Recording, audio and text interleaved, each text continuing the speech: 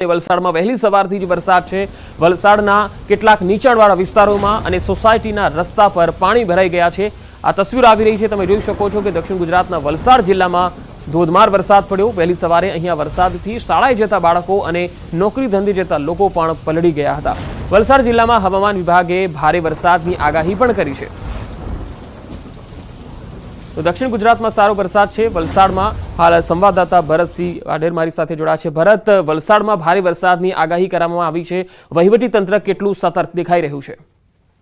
जी बिल्कुल पंकज, छेल्ला 4 દિવસથી વલસાડ જિલ્લામાં વરસાદની હેલી યથાવત છે। આજે ચોથા દિવસે પણ વલસાડ શહેર અને આસપાસના વિસ્તારમાં ભારે વરસાદ વરસ્યો હતો। થોડા સમય સુધી વરસેલા ભારે વરસાદને કારણે શહેરના અનેક વિસ્તારોમાં નીચાણવાળા રસ્તાઓ પર પાણી ભરાયા હતા। વાત કરીએ વલસાડના હાલત 4 રસ્તા, તીથલ રોડ અને બંદર રોડ પર નીચાણવાળા વિસ્તારોમાં રસ્તા પર પાણી ભરાઈ ગયા હતા। રાહદારીઓ અને વાહન ચાલકો મુશ્કેલીમાં મુકાયા હતા। વાત તંત્રની કરીએ તો વલસાડ જિલ્લામાં આજે પણ ભારે વરસાદની હવામાન વિભાગની આગાહી છે, આથી તંત્ર એલર્ટ છે અને એનડીઆરએફની એક ટીમ પણ હવે વલસાડ પહોંચી છે। અને જે ચોમાસાની અંદર અનેક જગ્યાએ વરસાદી પાણી ભરાવાની સમસ્યા સર્જાય છે અને કોઈ અનિચ્છનીય ઘટનાઓ બને છે, રાહત બચાવની કામગીરીની જરૂર પડે છે, ત્યારે એનડીએની ટીમ છે અહીં વલસાડમાં જ તૈનાત રાખવામાં આવે છે। આ વર્ષે પણ ચોમાસાની શરૂઆતથી જ વલસાડમાં એનડીઆરએફની ટીમ છે એ તૈનાત કરી દેવામાં આવી છે।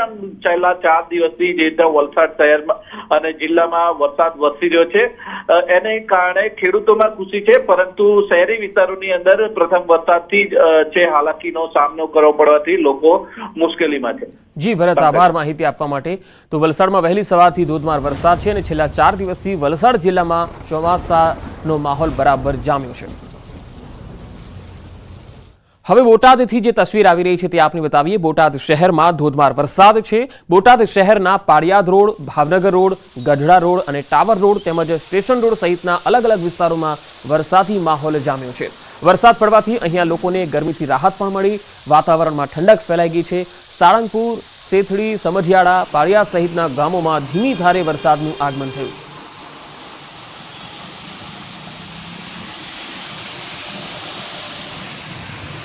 ગુજરાતમાં 7 દિવસ ભારે પવન અને ગાજવીજ સાથે વરસાદ તૂટી પડશે। ગુજરાતમાં ચોમાસાનું આ વર્ષે 4 દિવસ વહેલું એટલે કે 11 જૂને વિધિવત આગમન થઈ ચૂક્યું છે। દક્ષિણ ગુજરાતથી પ્રવેશેલું ચોમાસું ધીમે ધીમે રાજ્યના અન્ય વિસ્તારમાં આગળ વધતું હોય છે, પરંતુ રાજ્યમાં વિધિવત પ્રવેશના 11 દિવસ બાદ પણ ચોમાસું નવસારીમાં જ અટકાયેલું છે। બીજી તરફ પૂર્વ વિસ્તારમાં ચોમાસાએ મોટી છલાંગ લગાવી છે।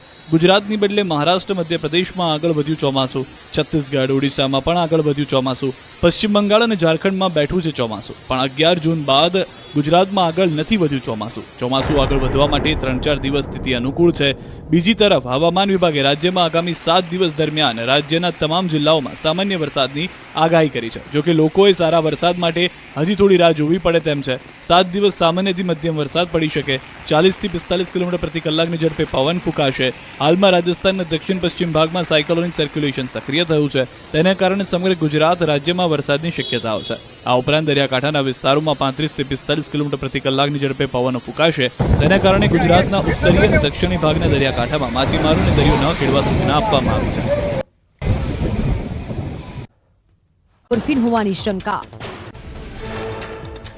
દરિયાકાંઠે ડ્રગ્સ રેકેટ ઝડપાવવામાં ગૃહ રાજ્યમંત્રી હર્ષ સંઘવીની પ્રતિક્રિયા, કહ્યું પોલીસ અને કેન્દ્રીય એજન્સીઓની કામગીરી બિરદાવવા લાયક છે। ગુજરાત પોલીસ સહિત એજન્સીઓનો પણ માન્યો આભાર। વડોદરામાં રણોલી વિસ્તારના એક મકાનમાં એસઓજીના દરોડા, અક્ષર રેસિડેન્સીના મકાન નંબર C510માં હેરોઇનનો જથ્થો ઝડપાયો। ભાડાના મકાનમાં નશાનો કારોબાર કરતા આરોપીની એસઓજીએ કરી અટકાયત।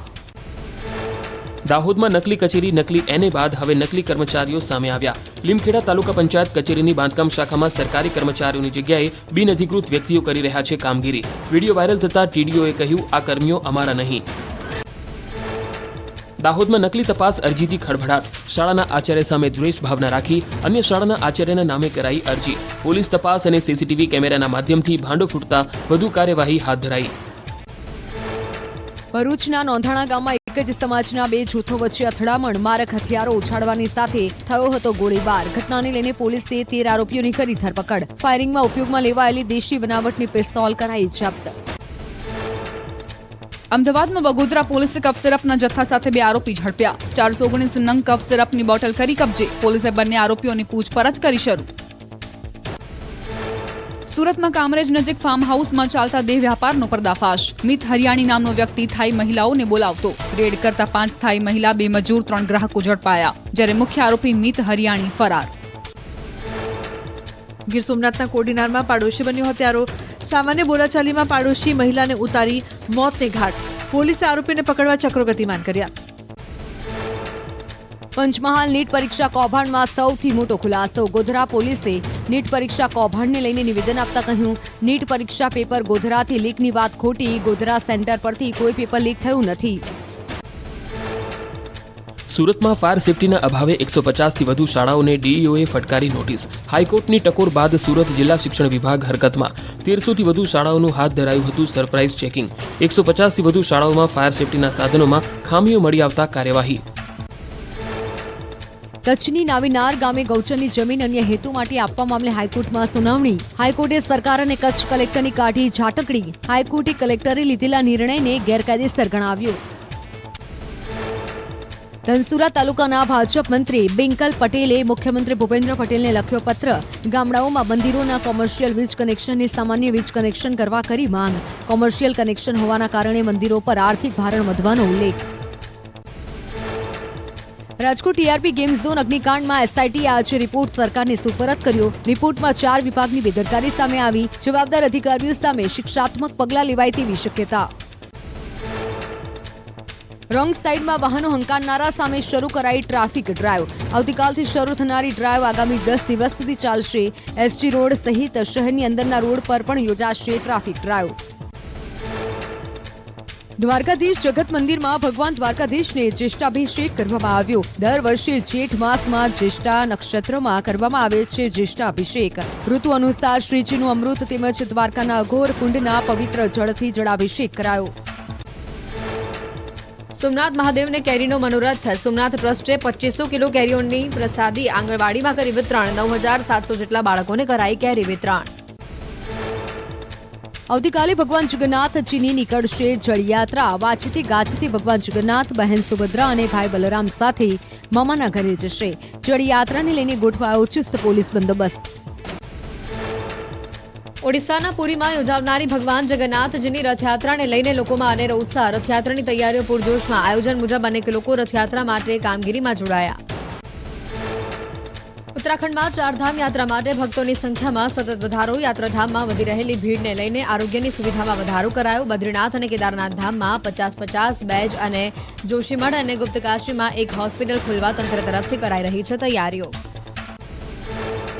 રક્ષામંત્રી રાજનાથસિંહ 2 દિવસ મથુરાની મુલાકાતે વૃંદાવનના વિશ્વ પ્રસિદ્ધ બાંકે બિહારીના દર્શન માટે પહોંચ્યા હતા. રાજનાથસિંહ વિશેષ પૂજા અર્ચના કરીને રાજનાથસિંહ